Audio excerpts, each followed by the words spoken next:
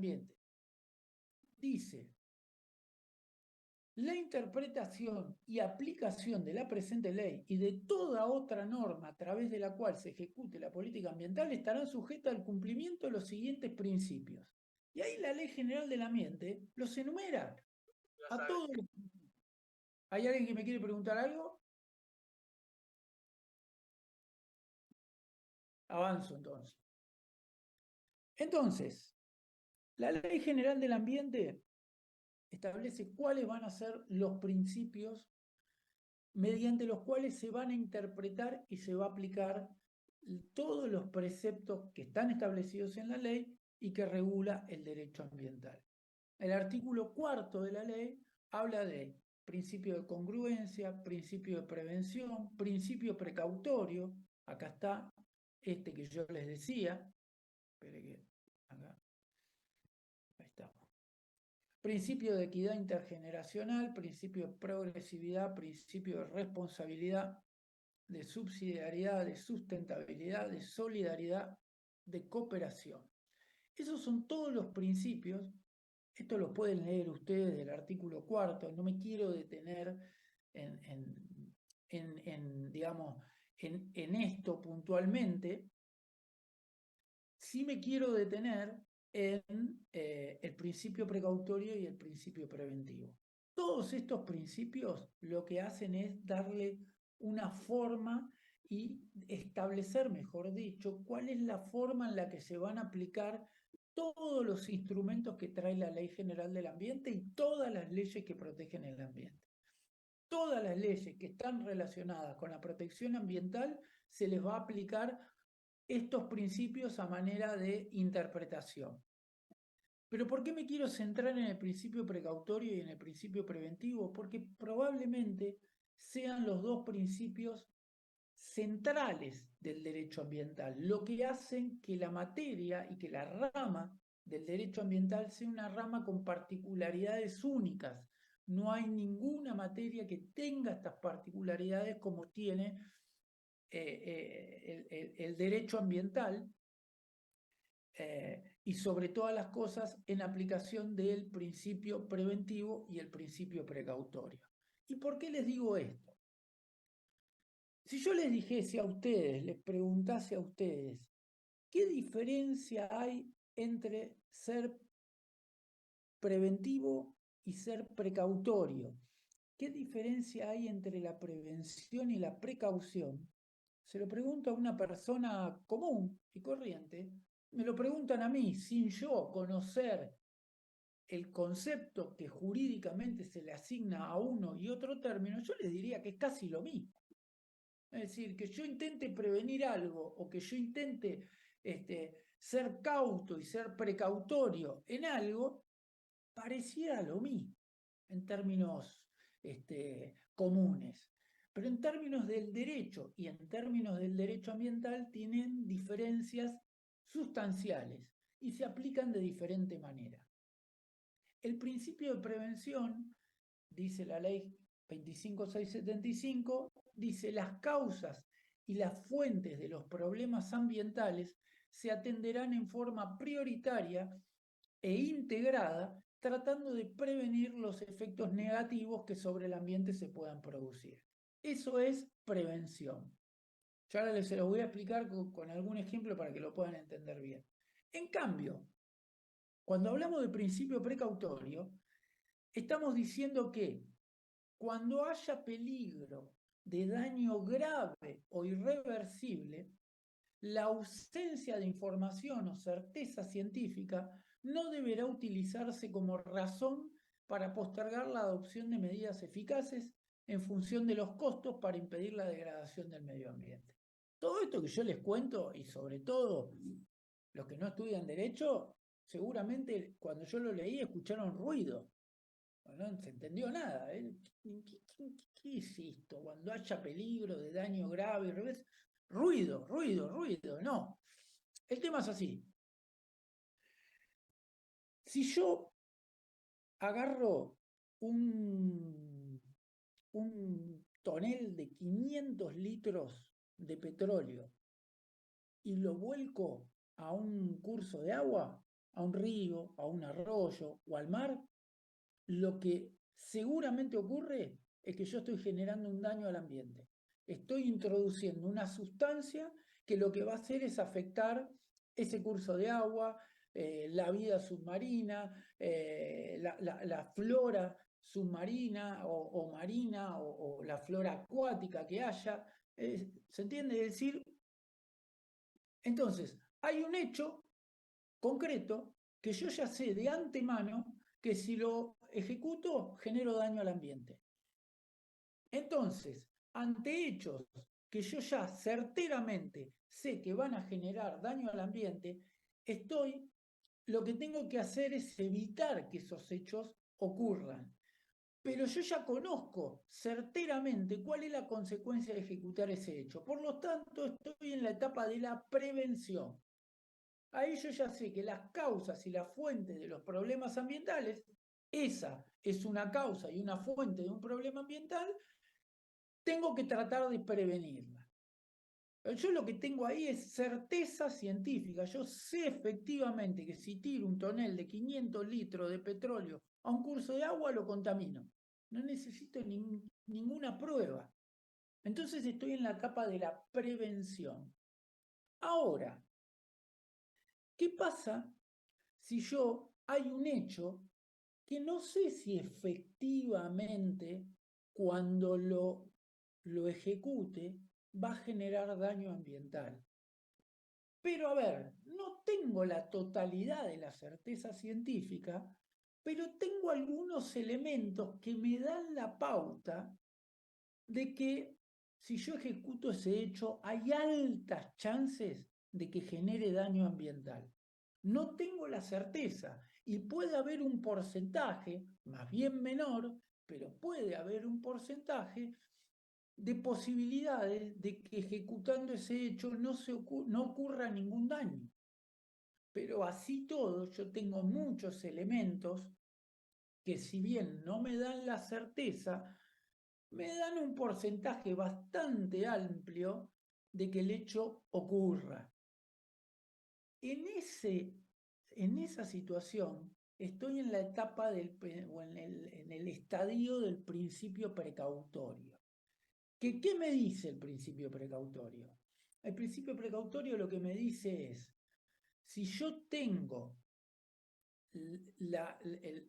ante la eventual comisión de un hecho que si bien no sé 100% seguro que puede generar daño, pero tiene altas chances toda la información que yo tengo de generar daño, esa falta de información o esa incerteza científica no va a ser obstáculo para adoptar las medidas más eficaces para que el daño no ocurra. Y este principio precautorio es el principio más importante del derecho ambiental. ¿Por qué? Porque establece algo que es la situación de que ante un hecho que yo no sé efectivamente que va a generar daño, tengo que adoptar alguna medida que va a ser restrictiva, aún a riesgo de que, prohibiendo esa acción, no se genere incluso el daño. Entonces, ese es el principio más complejo de aplicar. Ustedes pónganse en la cabeza de un juez al que le presentan una demanda y le dicen, señor juez, venimos a interponer esta acción de amparo para que no permita que esta actividad industrial que está programada establecerse en este determinado lugar, que esta actividad industrial no se lleve a cabo porque, de acuerdo como está planteada, si se pone en funcionamiento, va a generar un impacto ambiental tal que va a generar contaminación en el aire, en el suelo y en el agua. La industria no empezó a funcionar. La industria tiene previsto funcionar con determinada maquinaria la industria va a utilizar determinadas sustancias y la verdad es que si bien tiene prevista la industria esta de la que estamos hablando figuradamente, tiene previsto unos sistemas de tratamiento de las emisiones de fluentes gaseosos a la atmósfera, un sistema de tratamiento del efluente líquido que se va a volcar, de cómo se va a proteger el suelo y demás, el juez no tiene todos los elementos para decir, darle la razón a los que interponen el amparo y decirle, sí, usted tiene razón, señor, va a contaminar todo y lo prevenimos y le prohíbo la actividad. No, porque la verdad es que no hay elementos y además la actividad industrial no comenzó a funcionar todavía. Pero en función de un montón de elementos que deben probarse y los debe probar la persona que interpone el amparo en principio, el juez puede decir, bueno, la verdad yo no tengo certeza científica, pero tengo un montón de elementos que están en el expediente que me hacen dudar de que ese sistema de tratamiento de fluentes gaseosos sea el correcto, que ese sistema de tratamiento de fluentes líquidos sea el adecuado. Por lo tanto, puedo adoptar alguna medida basado en el principio precautorio y es una medida preventiva, mejor dicho, de precaución. No tengo todos los elementos para definir, pero tengo un montón que me están dando una pauta de que efectivamente puede ocurrir un daño. Entonces, como esa incerteza científica a mí me habilita a tomar medidas, porque no pueden ser un obstáculo, la realidad es que basado en el principio precautorio, yo puedo frenar esa actividad o ese inicio de actividad hasta tanto la persona que pretende hacer la actividad me arrime más prueba que a mí me dé la certeza de que los daños no van a ocurrir. ¿Se entiende toda esta explicación? Esto que yo les cuento, yo les diría que lo más importante que ustedes tienen que entender en el funcionamiento del derecho ambiental. Todo lo que pasa después se estructura a partir de estos dos principios. Todo lo que les cuente Edu Congos relacionado a gestión de residuos peligrosos, actividad industrial, son todos temas que él desarrolla, los desarrolla excelentemente bien. Todo lo que les explique Carlito Luisoni de las cuestiones penales ambientales o lo que les explique Cristóbal respecto de gestión de bosques y demás, lo que les expliquen todos los chicos de la cátedra respecto de cada una de las cuestiones sectoriales, van a estar atravesadas por la aplicación de principio preventivo y principio precautorio. Pero además, no quiero entrar en demasiado detalle ahora porque esto lo vamos a ver en la unidad 3, cuando yo esté en Bahía se los voy a contar personalmente. Esto ha alterado el sistema de responsabilidad por daños. Esto es muy para los chicos de abogacía. Porque los chicos de abogacía me van a entender, el sistema de responsabilidad por daños que traía el código de Vélez-Sarsfield funcionaba a partir de la generación del hecho dañoso. Es decir, a partir del hecho que generaba daños, se inicia todo el sistema de responsabilidad por daños. En el sistema de responsabilidad por daños ambientales, la prevención y la precaución, que son lo que Ricardo Lorenzetti dice, la frontera más amplia del derecho de daños, es decir, genera responsabilidad aquellos hechos que aún no comenzaron a ejecutarse y por lo tanto no comenzaron a generar daño. Pero así todo hay una responsabilidad, que es la responsabilidad preventiva y la precautoria, es decir, aun cuando el hecho no se ejecutó o no empezó a generar daño, hay responsabilidad de que ese hecho, si yo tengo algún grado de certeza de que puede generar daño, ese hecho no ocurra. Y esa responsabilidad recae en cabeza de todos los actores, pero ustedes imagínense que esto recae sobre todo fuertemente en aquellos que tienen que tomar decisiones respecto de si autorizan una determinada actividad o no. Y esto tiene que ver con la administración pública, con los organismos competentes que habilitan una actividad industrial o una actividad minera, si ustedes quieren, y con la justicia. Cuando les interponen una acción, les interponen un amparo y le dicen al juez, señor juez, en función de lo que dice el principio de prevención y el principio precautorio, suspende esta actividad hasta que no se tengan más datos y más información de si va a generar o no va a generar un daño. ¿Me entendieron hasta acá? Sí. Bien. Tímidamente me están diciendo que sí, por lo tanto me habilitan a seguir. Si me quieren hacer alguna pregunta eh, o lo que fuere, ya saben, me interrumpen y me dicen, profe, Guille, lo que ustedes quieran, no entendí algo y frenamos. Pero Una bueno, pregunta. sí, adelante. ¿Qué fue lo último que dijiste que recae sobre todo las personas? Eran sobre los jueces y qué más. Sobre, mira, recae sobre todas las personas, pero sobre todas las cosas, sobre dos tipos de personas. Sobre aquellas que tienen la decisión de aprobar o habilitar una actividad, y esto es la administración pública, es decir, imagínate vos, en el caso de, no sé, de Bahía Blanca, la Secretaría de Ambiente. No sé cómo es ahora la estructura, pero la Subsecretaría de Gestión Ambiental pone. En el caso de la provincia, el Ministerio de Ambiente de la provincia, que es el que tiene la potestad de habilitar las empresas del polo petroquímico. ¿Bien? Y la otra persona sobre la cual recae fuertemente la aplicación de principio precautorio y principio preventivo, sobre los jueces. Cuando les interponen una demanda y le dicen, señor juez, en función del principio precautorio, del principio preventivo, frene esta actividad o no permita que la habiliten. ¿Se entiende?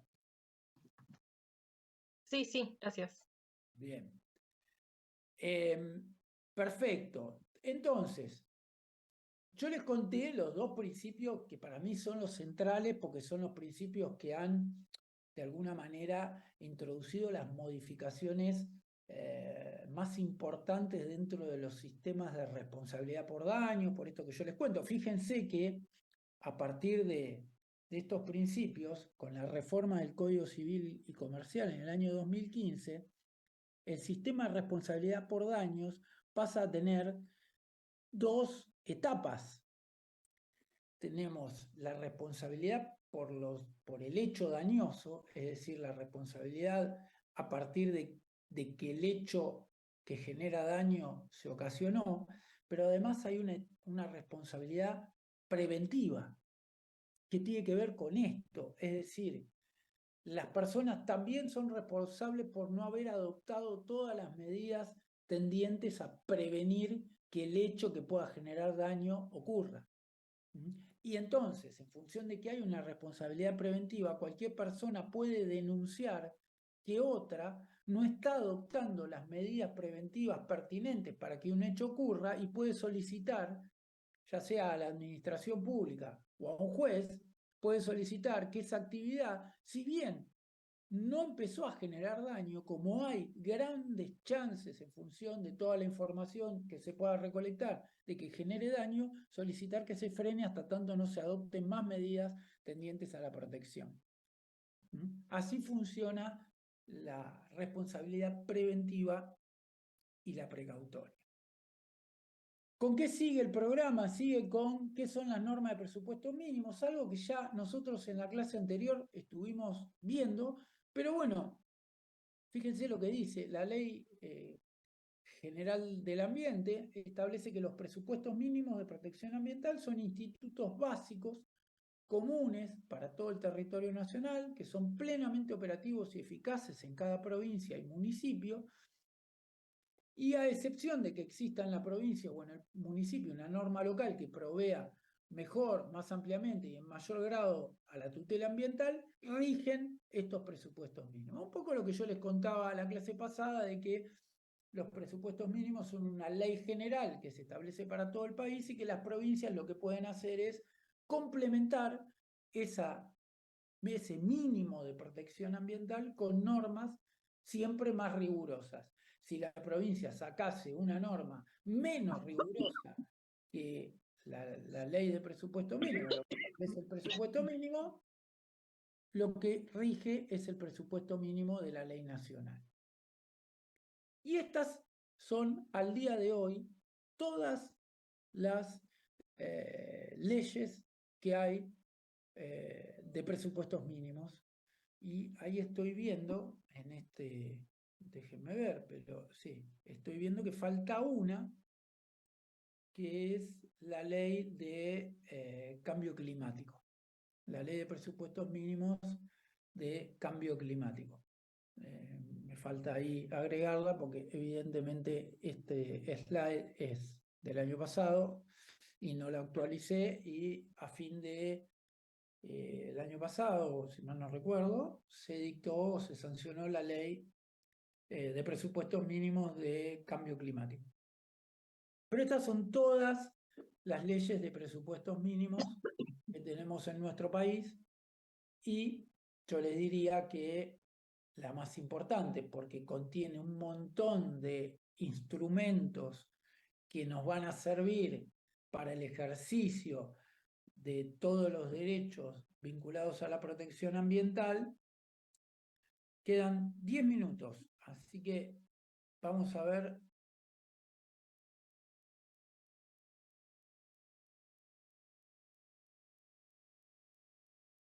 Y aguárdenme.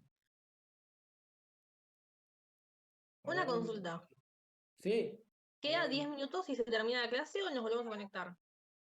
Bueno, ahí aguárdenme un segundito. Si quieren, lo decidimos. Yo creo que con 10 minutos más voy a estar bien. Y si eventualmente me falta, nos volvemos a conectar, yo les aviso. Voy a ir. Eso respecto a las normas de presupuestos mínimos. Entonces ahí tienen cómo funcionan las normas de presupuestos mínimos y cuáles son las normas de presupuestos mínimos que se han dictado al día de hoy en nuestro país. Después, el proceso ambiental, que es un poco esto que yo les cuento. Yo les vengo diciendo, la ley 25675, que es la ley más importante de presupuestos mínimos porque tiene todos estos temas, se regula todo el tema del proceso ambiental. Proceso ambiental que lo que busca es la recomposición del ambiente en términos generales y no la indemnización de los daños ocasionados a las personas por la contaminación. Eso va por una acción de daño y perjuicio del Código Civil. Esta es una ley, este es un proceso especial, es un proceso colectivo especial, que está regulado en una ley especial como es la ley 25675. Por eso tiene características especiales este proceso. Primero, es un proceso que deriva del artículo 41 y 43 de la Constitución, y que además es completado por el artículo 30. Ustedes recuerdan quiénes son las personas que están habilitadas, que habilitó primero la Constitución, recordarán el afectado, el defensor del pueblo, las ONG, y que el artículo 30 amplió a esas tres más el Estado provincial, el Estado nacional, el Estado provincial y el Estado municipal. Es un proceso que tiene por objeto la protección expedita de un derecho humano fundamental, particularizado. ¿Cuál es ese derecho humano fundamental particularizado? Gozar de un ambiente sano. Entonces, la protección tiene que ser una protección rápida. Por eso se da en formato de amparo, que el amparo es un proceso sumarísimo, pretende ser un proceso rápido, que no siempre lo es, pero de los procesos es el proceso más rápido. Y en donde tienen vital importancia la prevención y la precaución por todo esto que yo les venía contando antes. Una cuestión muy importante a tener en cuenta dentro de estos procesos es el rol del juez en el proceso ambiental. En todos los procesos, el juez es un espectador. ¿Un espectador de qué? De dos partes, que lo que hacen es una demanda y trata de probar, y la otra se defiende y también trata de probar. Y el juez lo que hace es mirar un partido de tenis. Tiene que, de alguna manera, involucrarse por la importancia que tiene la cuestión ambiental. Por lo tanto, el rol del juez es un rol, discúlpenme que les voy a acomodar acá un poquito.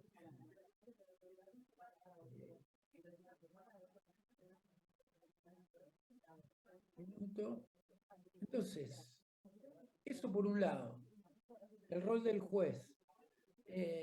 Y acá fíjense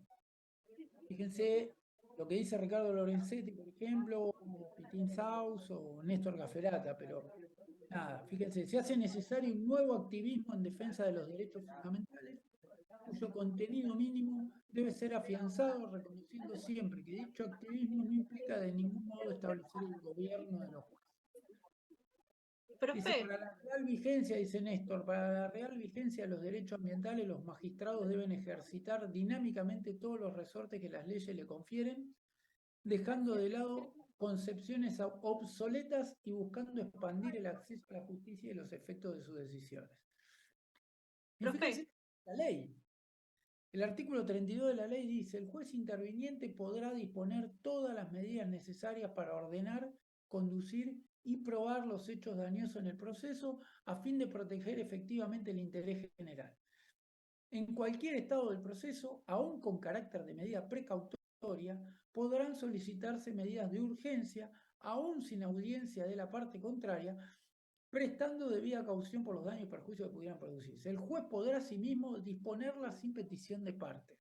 En cualquier otro proceso, imagínense ustedes en un, no sé, en un cobro de pesos, en un juicio ejecutivo, en un juicio por daños y perjuicios, sería impensado que un juez, sin que se lo pida a ninguna parte, dicte una medida cautelar. En el caso de los procesos por daño ambiental colectivo, el juez expresamente está habilitado a que si tiene que adoptar una medida, aún sin que se le haya pedido a ninguna parte, la pueda adoptar. Y esto tiene que ver con el rol activo que tienen los jueces en las causas ambientales. La otra cuestión es el tema de la competencia judicial. Es decir, cuando yo quiero demandar a alguien porque está ocasionando un hecho que genera daño ambiental, ¿ante qué tribunal lo demando? ¿Ante los tribunales provinciales ordinarios o ante los juzgados federales? Esto es una cuestión muy jurídica, no pretendo que la gente de la tecnicatura la sepa al detalle, pero sí los chicos de derecho es importante, pues el material vital para su actuación en breve, sobre todo porque tengo futuros colegas, vamos a tener. Entonces, la propia ley establece una regla general.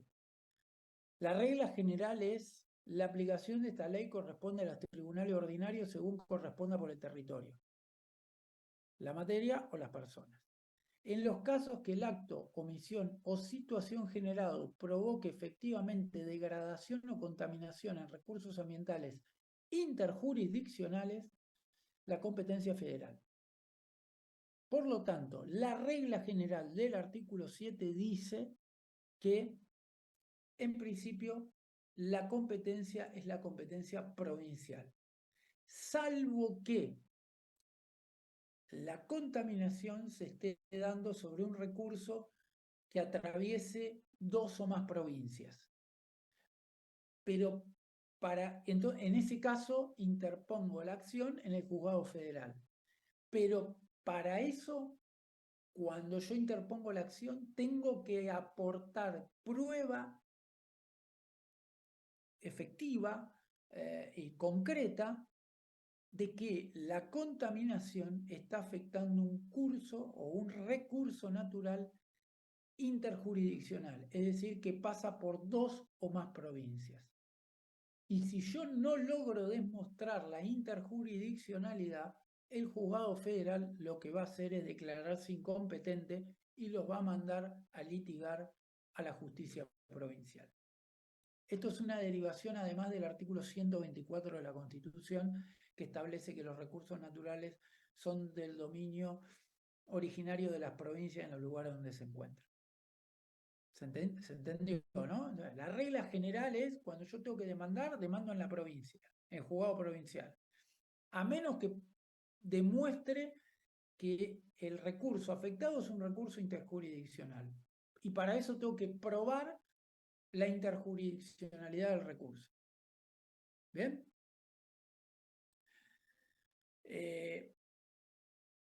Responsabilidad colectiva, que establece el artículo 31.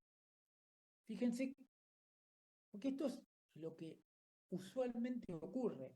Ustedes imagínense, por ejemplo, en la causa por contaminación del riachuelo, la famosa causa Mendoza. ¿A cuántos se demandan? Se demandan a 44 empresas que están sobre la vera del río Matanza-Riachuelo de contaminar. Después la justicia lo reordenó todo y demandó a los estados municipales, a los 14 municipios de la cuenca. Pero ustedes imagínense que hay una X cantidad de industrias que están a la vera de un río y que tiran sus efluentes a ese río y lo contaminan.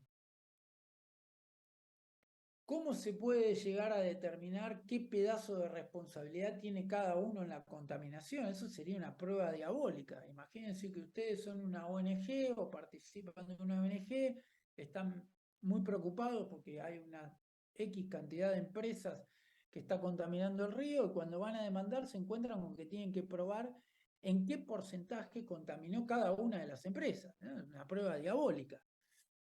Entonces, la ley lo que establece es que en la Comisión de Daño Ambiental Colectivo, si hubieran participado 2 o más personas, o no fuere posible la determinación precisa de la medida del daño aportado por cada responsable, todos serán responsables solidariamente de la reparación frente a la sociedad. Sin perjuicio, por supuesto, esta es una regla general del derecho de daño, sin perjuicio del derecho de repetición entre sí, que tenga cada uno, es decir, después si cada uno puede demostrar la medida de su contaminación y además la medida de la contaminación del vecino, si puso de más puede reclamarle al vecino por lo que no puso. Pero frente a la sociedad, todos son responsables de la misma manera y responden por el todo. Eso es lo que se llama responsabilidad solidaria. Y la otra cuestión es, en caso de que el daño sea producido por personas jurídicas, la responsabilidad se hace extensiva a las autoridades y a los profesionales que intervinieron en la medida de su participación. Esto es un tema bastante complejo. En Bahía, ustedes saben, ha habido algunas causas, sobre todo ha habido alguna causa que incluso condenó a directivos de empresas del polo petroquímico. Es decir, porque si bien ellos no contaminaron, no ejercieron probablemente directamente el hecho, ellos son los responsables por ser las autoridades. Entonces se hace extensiva la responsabilidad y se rompe con la limitación de responsabilidad de este tipo de figuras societarias. La prueba. Bueno, acá también hay una intervención del derecho ambiental en el sistema probatorio. En el sistema probatorio del derecho de daños clásico hay un principio que dice el que alega prueba. Quien alega un hecho dañoso tiene la obligación de probarlo y si no lo prueba no hay responsabilidad. En los procesos por daño ambiental colectivo, se admite lo que se llama la inversión de la carga de la prueba. En realidad, lo que se aplica no es exactamente la inversión de la carga de la prueba, sino lo que se llama la teoría de las cargas dinámicas probatorias. ¿Qué es esta teoría de las cargas dinámicas probatorias? Básicamente es cada una de las partes prueba en función de la posición en la que se encuentra. Es decir, ustedes imagínense que una ONG demanda a una empresa multinacional por contaminación de un curso de agua. La ONG es una ONG con recursos económicos muy limitados, con menos posibilidades de contratar profesionales, porque la prueba que se requiere va a ser una prueba excesivamente técnica. Es decir, se va a necesitar de peritos que hagan pericias y puedan demostrar que la sustancia que se encontró en el agua es una sustancia que puede provenir de la actividad que realiza la empresa y no de otra. Entonces, para eso hay que contratar un perito o un laboratorio. Todo eso cuesta un montón de plata. Si nosotros aplicásemos el principio general de quien alega prueba, probablemente esa ONG o esas personas preocupadas por el ambiente que no tienen todos los recursos para afrontar el costo de esa prueba, no lo pueden hacer y los hechos quedarían impunes. En el derecho ambiental, y sobre todo cuando estamos en la fase de protección del derecho ambiental colectivo, lo que se hace es, el juez puede utilizar o la inversión de la carga de la prueba, es decir, invierto quien tiene que probar y pongo en cabeza del demandado por la posición en la que se encuentra a que pruebe que efectivamente no contaminó, o lo que hago es repartir, y esto es lo que se llama cargas probatorias dinámicas. Reparto la carga de la prueba. La ONG va a aportar un pedazo de la prueba y la otra parte se la vamos a endilgar a quien está siendo demandado, que tiene mayor poderío, que tiene más capacidad económica, y que además tiene que demostrar que su actividad es inocua para el ambiente. ¿Mm? Entonces, así funciona en el proceso ambiental colectivo la prueba, el tema de la prueba, que es un hecho trascendental. A ver, en todo un proceso en el cual ustedes demanden que hay alguna empresa que está contaminando, el momento crucial es el momento de la prueba. Es probar que efectivamente la actividad que yo estoy diciendo que es contaminante, contamina. Y para eso necesito tomar muestras, mandar a un laboratorio, contratar a peritos, contratar a profesionales que sepan del tema, hacer muestreos satelitales, no sé, hay un montón de actividad probatoria. Es la prueba el núcleo central del proceso. Por eso esta situación tan especial en este tipo de procesos. La sentencia, ¿qué dice el artículo 33? De la ley? La sentencia hará cosa juzgada y tendrá efecto erga omnes, a excepción de que la acción sea rechazada, aunque sea parcialmente por cuestiones probatorias. ¿Qué quiere decir esto? Las sentencias por daño ambiental colectivo harán cosa juzgada, esto es, vencidos los plazos para recurrir, quedarán firmes, pero además tendrán efectos respecto de todo el mundo. Son erga omnes, es decir, son oponibles a todas las personas.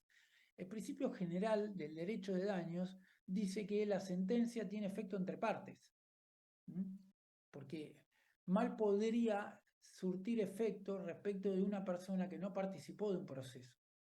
Ese es el principio general del derecho de daños. En el caso del derecho ambiental, la sentencia es oponible, es decir, se aplican los efectos de la sentencia a todas las personas.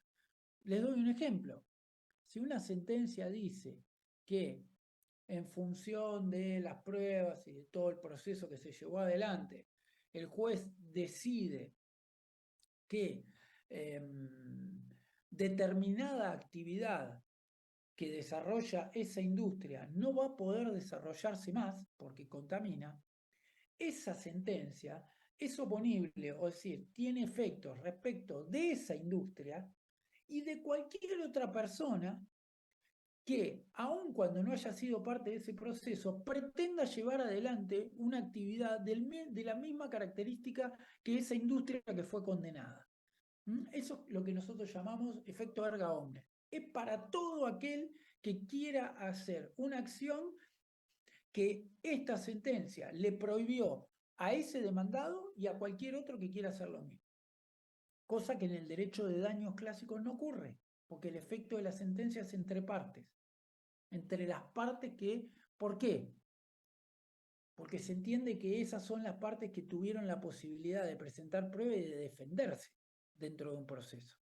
Pero en este caso se altera ese principio por la característica del derecho que nosotros estamos pretendiendo defender o proteger, que es el derecho a un ambiente sano, que es un derecho colectivo, que es un derecho de todo el mundo. ¿Se entiende? Entonces, el efecto de la sentencia es un efecto muy particular, es un efecto erga omnes. Muchachos, con esto un poco cumplimos con